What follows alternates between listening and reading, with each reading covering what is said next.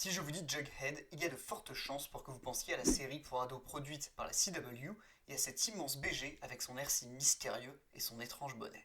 Et il y a 5 ans, j'aurais sûrement pensé comme vous, puisque j'étais un véritable fanboy au point que mon ex m'ait offert, pour déconner, des chaussettes Riverdale qui, quand je les mets, me rappellent à quel point mon existence est triste et terne depuis qu'elle m'a quitté. Mais aujourd'hui, ce n'est pas de Riverdale dont on va parler, puisqu'en plein visionnage de la saison 1, je découvre que c'est en fait l'adaptation d'une série de comics occultes. Archie, Betty et Jughead vont voir le jour dans le Pep Comics numéro 22 en 1941 sur une idée de John L. Goldwater, scénarisée par Vic Bloom et sous le crayon de Bob Montana. Le personnage d'Archie et son univers auront tellement de succès qu'ils obtiendront leur propre série en 42 et finiront même par donner leur nom à la maison qui les édite en 46. Après cette découverte, je décide d'élargir ma culture en allant feuilleter les 10 comics.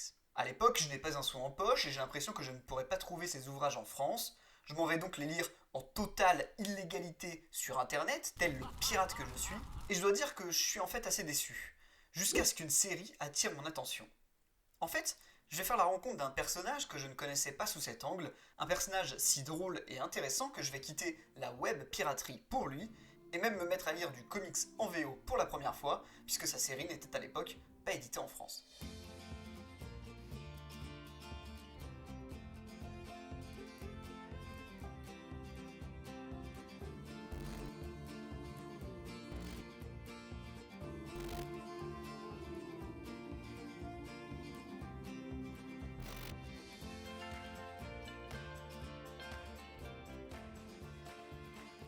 Le tout premier numéro de la série Jughead de 2015 est comme les 5 numéros suivants, écrit par Chip Zdarsky et dessiné par Erika Anderson.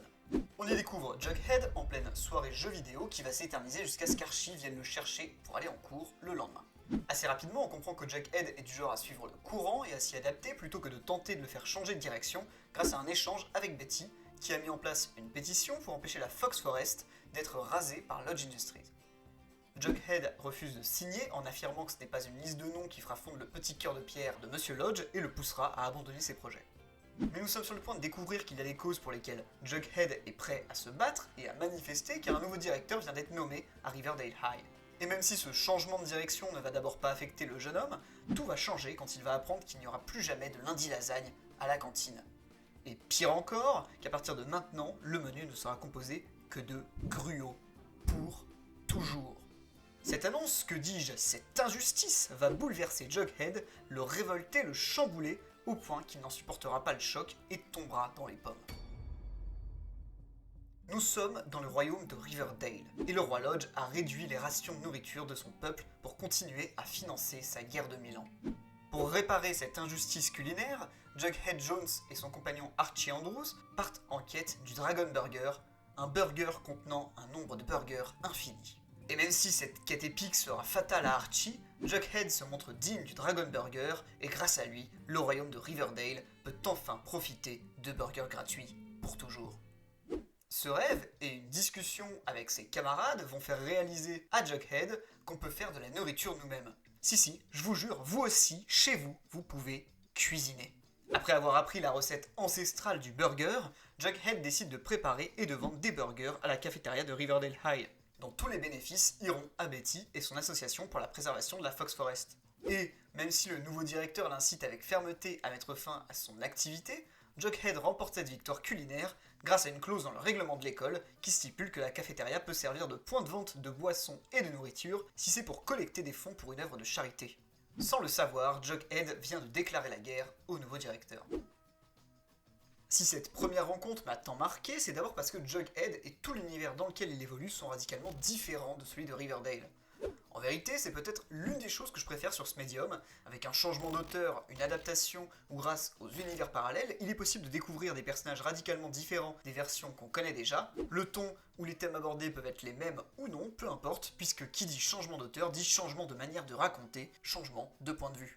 Ensuite, il y a l'intelligence de Chip Zdarsky dans l'écriture du personnage principal de la série. Quand on rencontre Jughead, il a préféré jouer toute la soirée et surtout toute la matinée, plutôt que de répondre au message de son meilleur ami.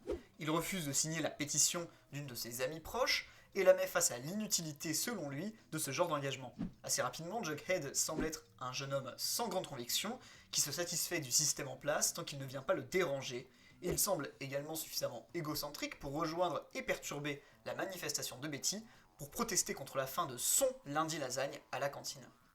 Plus tard dans son rêve Game of Thronesque, il assistera même à la mort d'Archie, son meilleur ami, sans que ça ne l'impacte plus que ça.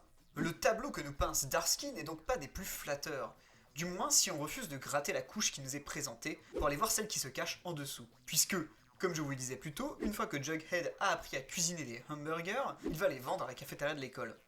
En choisissant de mettre en vente ses créations plutôt que de les garder pour lui, il va épargner à ses camarades l'infect gruau maintenant de mise à la cantine, et en plus soutenir le projet de préservation de la Fox Forest de Betty. En fait, avec ce geste et ce premier numéro, Chip Zdarsky va d'abord clairement définir Jughead en tant que personnage, un jeune homme en apparence égocentrique, fainéant et sans grande conviction, qui cache en fait un adolescent qui sait se montrer altruiste, débrouillard et qui ose tenir tête à une figure d'autorité quand il l'estime nécessaire.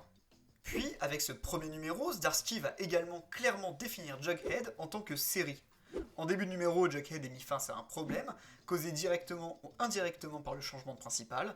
Il fait un rêve référence à la pop culture ou à l'univers d'Archie Comics, qui va plus ou moins lui apporter une solution à son problème, et à son réveil, il a le moyen de régler le problème. C'est simple, c'est drôle, c'est efficace. On redécouvre sans cesse les personnages grâce au rêve de Jughead, et Erica Henderson, même si je lui préfère Derek Charm, a réussi à moderniser Jughead visuellement, lui offre une palette d'émotions assez cool, et est clairement excellente sur les parties rêves du récit. Voilà comment j'ai rencontré, ou plutôt re-rencontré, Jughead Jones. Et voilà comment j'ai commencé à lire de la VO. Mais l'histoire ne s'arrête pas là. Cette rencontre sera suivie d'une autre quelques mois plus tard, même série, auteur différent, pour une rencontre qui va propulser Jughead très haut dans le classement de mes comics préférés.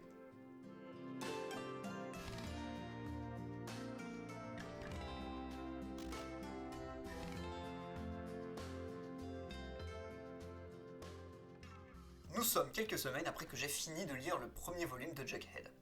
Je vais chercher le deuxième que j'ai enfin reçu. Je l'ouvre en m'attendant à trouver la même structure que pour le volume précédent, sauf que pour ces deux derniers numéros sur la série, Chip Zdarsky écrit un court arc narratif qui lui permet d'explorer et de développer la relation entre Jughead et Archie, qu'il avait un peu laissé de côté dans le long arc précédent. Après les avoir finis et avoir particulièrement apprécié les dessins de celui qui prend le relais d'Erica Henderson, Derek Charm, je tourne la page pour lire le prochain numéro. A partir de là, c'est Ryan North à l'écriture, et j'appréhende ce changement de scénariste car je n'ai jamais rien lu de lui, et que j'ai aimé le premier volume par Zdarsky et la direction qu'il faisait prendre à la série dans les numéros 7 et 8. Nous sommes en pleine présentation des projets artistiques des étudiants de Riverdale High, et nous retrouvons avec plaisir Jughead Jones, qui présente Grubhead, une réplique de sa propre personne composée de parts de pizza, de burgers et probablement de tout ce que vous aimez manger dans votre fast-food préféré. Nous faisons également la rencontre en fin de page de Ryan North et de ses annotations de bas de page, qui sont pour la plupart des blagues qui font référence à un événement de la page. Oui, vous avez bien entendu, vous avez le droit à des blagues bonus dans votre comics sans payer de supplément. Bref, après la présentation, Jughead, Archie, Betty, Reggie et Veronica décident d'aller manger un boucher pop, et là-bas, Jughead va tomber nez à nez avec la nouvelle mascotte du restaurant. Une femme burger. Une femme dans un burger. Un burger qui enveloppe une femme. Une femme burger. Voyez-vous, Jughead est un homme simple, il aime les burgers, mais un peu moins les femmes. Pas comme il aime les burgers en tout cas. Mais une femme burger, qu'est-ce que ça lui fait ressentir? À peine le temps de rire et d'être naïvement attendri par un Jughead tout désemparé par ce sentiment contradictoire qui jaillit en lui, qu'il prend ses jambes à son cou. Le voilà donc chez Betty, elle persuadée que Jughead crush sur cette femme burger, lui insistant sur le fait qu'il ne crush pas sur les gens, pas dans ce sens-là en tout cas, qu'elle l'intrigue amicalement tout au plus. Qu'est-ce qui peut bien pousser une femme à s'habiller en burger? Pourquoi n'y a-t-il pas pensé plus tôt? Est-ce qu'il a enfin rencontré quelqu'un qui aime autant les burgers que lui? Et pourquoi il n'arrête pas de penser à elle? Est-ce que c'est comme ça que vivent les gens qui se sentent intéressés par d'autres personnes? Toujours obsédés par garçons et filles, à se demander si ça serait cool de faire des activités avec eux? Après l'avoir calmé et coaché, Betty le pousse à aller aborder cette femme burger. Après une semaine à se rencontrer brièvement quand Jughead va chez Pop, les voilà gentiment devenus amis. Jusqu'à ce qu'un soir, la femme burger propose à Jughead de se voir après son service. Elle est nouvelle en ville et ne connaît personne. Jughead accepte avec plaisir et ils se séparent après qu'elle ait précisé que c'était un date. Un date. Un date. C'est cool un date. Cool. Cool, cool, cool, cool, cool, cool, cool. Cool, cool, cool, cool, cool, cool, cool. Réunion d'urgence. Le grand conseil des amis réunis et chacun explique à Jughead qu'il ne faut pas qu'il annule ce date alors qu'il leur affirme Que ok, il aime bien cette femme burger, mais plutôt comme une amie burger. Jusqu'à ce que Betty lui conseille juste d'essayer, de voir où ça peut mener. Il n'a rien à perdre à juste essayer. La vie, c'est tenter de nouvelles expériences, et en voilà une qui lui est servie sur un plateau. Et pour arriver là-bas plein de confiance, elle lui conseille d'imaginer comment il veut que le rendez-vous se passe, pour que, quand il sera face à la femme burger, il soit totalement préparé. Alors c'est ce que Jughead fait. Il s'imagine au cinéma, à la plage, à son propre mariage et à la maternité avec la femme burger. Tout va sûrement exactement se passer comme Jughead l'a imaginé. Et le voilà chez Pop, devant une jeune femme qui prétend être la femme burger avec laquelle il a rendez-vous. Pourtant elle n'est pas dans son costume de burger. Puis elle se présente, elle s'appelle Sabrina. Oui, Sabrina. Exactement la Sabrina à laquelle vous pensez. Sabrina, l'apprentie sorcière. Voilà comment Ryan North décide de se présenter à nous, en invitant la magie au bal. Le début de la série, sous la plume de Chip Zdarsky, même parsemé de rêves de Jughead, avait un scénario qui se prenait un peu trop au sérieux. Ce que j'aime dans les scénarios de North, c'est que Jughead, en tant que série de comics, a conscience de n'être que ça, une série de comics, de la fiction où on peut faire vivre l'aventure qu'on veut aux personnages qui l'habitent. Que l'absence de réalisme ou de sérieux n'empêche en rien la série de porter un message.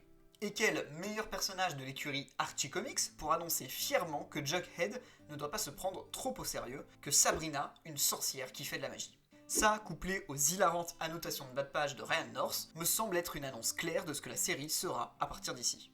Et ce que j'aime particulièrement dans ce que Ryan North va faire des personnages et de l'univers, c'est la manière dont il va articuler ses récits autour des amitiés entre les personnages. Chose qu'on avait finalement assez peu dans les histoires de Chip Zdarsky avant les numéros 7 et 8. Et il choisit de commencer par Jughead, de le mettre face à des sentiments inconnus pour lui, qui viennent presque le mettre en contradiction avec son identité. Jusqu'ici, on n'avait jamais vu Jughead douter de lui qui est toujours si confiant, à la limite de l'arrogance. Lui qui aime, mais peut-être pas comme Sabrina pourrait l'attendre. Puis, il y a le traitement de ses amis, qui ne semblent pas exactement comprendre Jughead, qui lui disent qu'il a de la chance qu'une fille s'intéresse à lui de cette façon, même si lui se tue à leur dire qu'il n'aime pas les gens de façon romantique. Seule Betty semble avoir plus ou moins compris que des sentiments forts et contradictoires viennent remettre en question ce que Jughead pensait connaître de lui-même. Et elle l'invite à aller à ce rendez-vous pour tenter une nouvelle expérience, pour savoir si ça lui plairait. En fait, ce que j'aime beaucoup, c'est que sans le saisir, Jughead a eu un coup de foudre amical pour Sabrina. Et c'est un thème que je trouve finalement assez peu exploré en fiction, alors que c'est quelque chose qui vous est probablement déjà arrivé, et qui a même sûrement plus de chances d'arriver qu'un coup de foudre romantique. Et cette histoire, très axée sur Jughead et sa manière d'aimer son prochain, elle est un peu annonciatrice de l'arc suivant qui vient lui aussi parler d'amitié. Pour revenir au numéro 7 et 8, ils sont vraiment, à mes yeux, la parfaite transition entre le premier arc et celui de Ryan North. Premièrement car on y traite de l'amitié Archie-Jughead, et surtout car on y découvre les personnages dessinés pour la première fois par Derek Charm, qui restera sur la série jusqu'à son dernier numéro. Et que dire sur les dessins de Charm, si ce n'est que j'ai du mal à voir qui que ce soit d'autre dessiner le personnage de Jughead. Il lui accole un look iconique qu'il s'amuse à dériver, et chaque personnage est immédiatement reconnaissable. Je n'ai jamais lu de vieux comics Archie, mais j'ai vu de nombreuses planches, et ce que je dirais du dessin de Charm, c'est qu'il a visuellement modernisé tout le monde tout en leur laissant ce qui faisait l'essence même de leur physique. Et il dessine un Regimental tellement cool que le personnage a gagné en importance et en développement tout au long de la série. Voilà pour ce qui est de ma seconde rencontre avec Jughead, celle qui a enfoncé le clou de l'affection que je porte au personnage. Une histoire qui ne se prend plus du tout au sérieux et qui arrivera pourtant à résonner avec l'adolescent qui sommeille en vous, avec les questionnements inhérents à cet âge et à vous rappeler les amitiés fortes qu'on y tisse. Le tout joliment enrobé d'humour et de second degré, en plus des incroyables dessins de Derek Charm.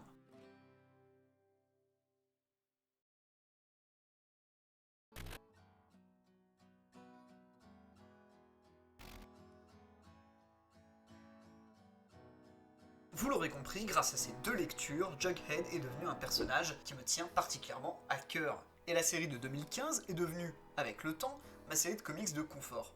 Celle que je lis quand les choses vont mal, entourée de personnages avec lesquels je me sens bien. Une série qui m'a tellement plu que la toute première vidéo de la chaîne devait en parler en fait.